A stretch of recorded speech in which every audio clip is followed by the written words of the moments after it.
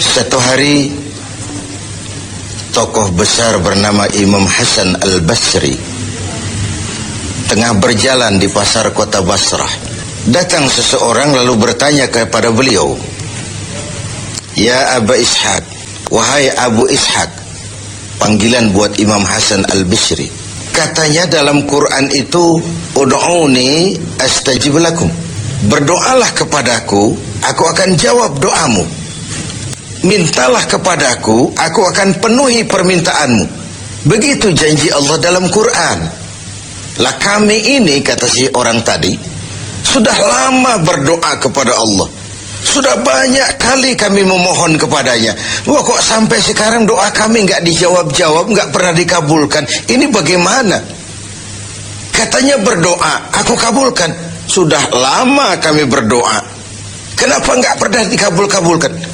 Apa doa kami salah pasang? Apa Tuhan pas kebetulan nggak dengar? Atau bagaimana ini? Imam Hasan al-Basri senyum lalu menjawab, "Ya ahlal Basrah, hai penduduk Basrah, hatimu mati. Dari hati yang mati, bagaimana mungkin doa akan terjawab? Tidak ada getaran yang menyebabkan channel kepada Allah itu nyambung. Tidak ada. Dari hati yang mati, doa tidak mengeluarkan getaran untuk sampai kepada aras. Hatimu mati, maka doamu tidak dikabulkan." Kita renungkanlah jawaban ini. Sederhana, doa tidak didengar Tuhan, permohonan tidak dikabulkan olehnya. Tapi kalau kita mau menukik kepada renungan yang lebih jauh, kemalangan apa yang lebih besar selain daripada kalau Allah sudah berpaling kepada kita dalam hidup ini? Permohonan tidak didengar, doa tidak dikabulkan, Allah sudah masa bodoh dengan kita. Kemana lagi langit tempat kita bernaung? Kemana lagi bumi tempat kita berpijak? Kalau Allah sudah berpaling dalam hidup ini kepada kita, itulah kemalangan yang paling besar dalam hidup ini. Sementara kita berleha-leha, menurut kita kemalangan itu kehilangan jabatan, kemalangan itu kehilangan harta benda, kemalangan itu adalah kehilangan orang yang kita sayangi. Allah berpaling dalam hidup kita, tidak pernah kita melakukan evaluasi. Nah, apa yang menyebabkan hati itu jadi mati sehingga tidak ada getaran yang nyambung ke aras, yang mengakibatkan Tuhan berpaling dari kita, doa tidak lagi didengar, permohonan tidak lagi dikabulkan? Ada beberapa hal yang menyebabkan hati jadi mati sehingga doa tidak terangkat. Imam Hasan al-Basri menjelaskan beberapa faktor yang menyebabkan hati menjadi mati. Tidak ada lagi getaran yang mengantarkan doa ke aras sehingga Tuhan pun berpaling. Yang pertama kata beliau, "Araftumullaha wa lam tu'tuhu haqqah." Kamu kenal Allah, tapi haknya untuk disembah, kewajibanmu untuk menyembah, tidak pernah kamu laksanakan. Bagaimana hati tidak jadi mati? Kenal. Siapa pencipta alam semesta? Allah. Siapa pencipta lautan, gunung, sungai? Allah. Siapa pencipta langit dan bumi? Allah. Siapa pengatur segala-galanya? Allah. Sholat apa tidak? Tergantung kebutuhan. Kamu kenal Allah, tapi haknya untuk disembah, kewajibanmu untuk menyembah, tidak pernah kamu laksanakan. Bukankah simpel bahwa Fatihah saja mengajarkan iyyaka na'budu wa iyyaka nasta'in? Hanya kepadamu kami menyembah dan hanya kepadamu kami mohon pertolongan. Tertibul kalimat, na'budu dulu baru nasta'in. Kalau na'budu terlaksana, nasta'innya pasti tokcer. Hanya kepadamu kami menyembah, hanya kepadamu kami mohon pertolongan. Kalau ibadah beres, pertolongan pasti datang. Doa didengar, permohonan dikabulkan, munajat pun diterima. Kenapa? Na'budunya beres, maka nasta'innya nikmat. Tidak diajarkan kita iyyaka nasta'in wa iyyaka na'budu, tapi na'budu dulu, baru kemudian nasta'in. Kalau hati tidak mau mati, janganlah pengenalan kita kepada Allah tidak diiringi dengan pendekatan kita kepadanya. Bagaimana cara mendekat kepada Allah? Logika saja. Mau dekat dengan presiden, ikuti peraturan yang dibuat oleh protokolernya presiden. Mau dekat dengan gubernur, ikuti peraturan yang disusun oleh protokolnya gubernur. Tidak bisa mau dekat dengan gubernur bikin peraturan sendiri. Mau dekat dengan Allah bikin metode sendiri. Dengan jalan ngelamun, duduk madep ngidul, bengong 4-5 jam, lalu mau dekat dengan Allah. Mau dekat dengan Allah, ikuti cara yang sudah diatur oleh Allah melalui utusan-utusannya.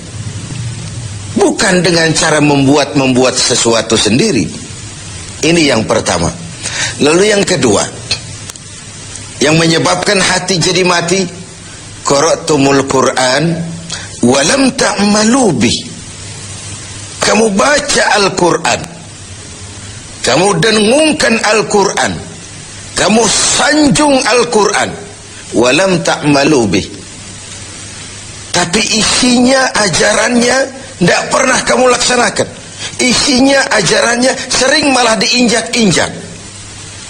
Bukankah kita hidup di satu zaman di mana tuntunan sudah menjadi tontonan, dan tontonan sering dianggap sebagai tuntunan? Bukankah kita hidup di satu masa di mana orang yang jujur dikhianati dan pengkhianat malah diberikan amanah? Bukankah zaman ini sudah terjadi pergeseran nilai yang sedemikian rupa? Kita baca Al-Quran, kita musabakohkan pula bacaannya, tapi isinya, ajarannya tidak pernah kita laksanakan. Bahkan nyaris sering kita injak-injak. Hati jadi mati. Sama dengan kalau kita dikirimi surat oleh seseorang yang sangat kita kagumi. Kita baca surat itu siang malam. Kita ceritakan kepada orang, saya dikirimi surat oleh orang yang sangat saya kagumi. Tapi perintah yang ada dalam surat itu tidak pernah kita laksanakan. Saya percaya betul yang kirim surat mesti marah. Kau baca itu penting supaya kau ngerti apa isinya, tapi setelah kau ngerti, mbok ya laksanakan. Begitu Al-Quran diturunkan kepada kita, kamu baca Al-Quran tapi isinya tidak pernah kamu amalkan. Bagaimana hati tidak akan menjadi mati karenanya? Yang ketiga, penyebab hati itu menjadi mati, akaltum ni'mata rabbikum walam tashkurulah. Kamu makan nikmat Tuhanmu tapi tidak pernah kamu bersyukur kepadanya. Ikan Tuhan di laut itu tiap hari diciduki, tapi Tuhannya diabaikan. Tidak pernah sesaat pun dalam hidup ini nikmat Allah pernah berhenti. Sejak kita bangun tidur sampai kita tidur kembali, bahkan tidur itu sendiri. Dari sekian nikmat yang kita tidak akan pernah sanggup menghitungnya, Tuhan cuma minta syukuri nikmat itu. Kalau kau syukuri, aku tambah. Kalau kau ingkar, azabku itu pedih. Tiap hari kau makan nikmat Tuhanmu, akaltum ni'mata rabbikum. Kau makan nikmat dari Tuhanmu, walam tashkurulah, tapi kepadanya kamu tidak pernah bersyukur. Baik syukur dalam bentuk ucapan, lebih-lebih syukur dalam bentuk perbuatan. Karena kalau syukur ucapan semua bisa.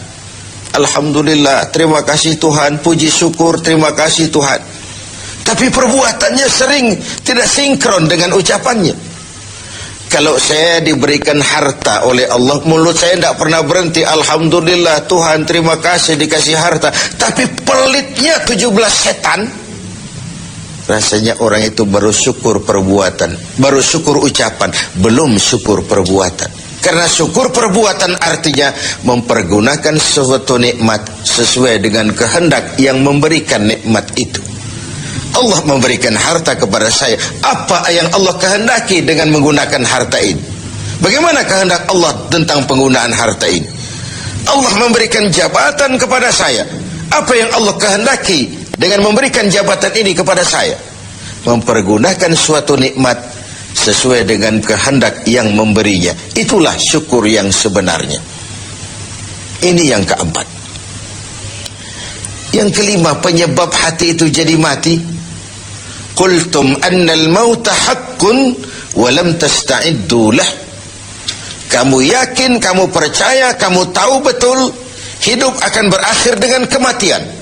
Namun kau tidak pernah mempersiapkan diri untuk itu.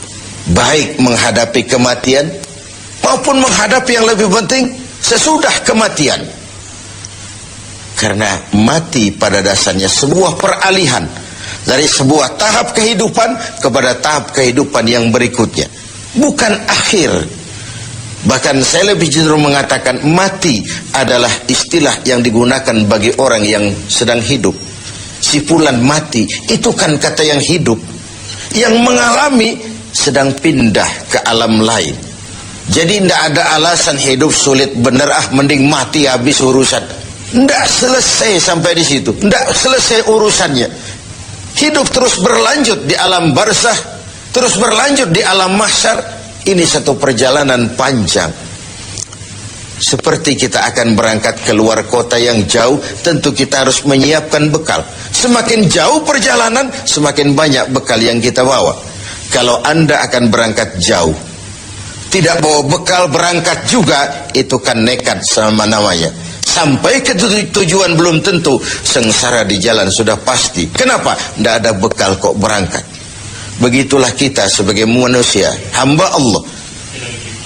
Perjalanan panjang, belum siap bekal, belum cukup ibadah kita, sudah datang saat kematian. Tentu artinya belum punya bekal sudah berangkat. Alamat sengsara di jalan karena bekal tidak ada.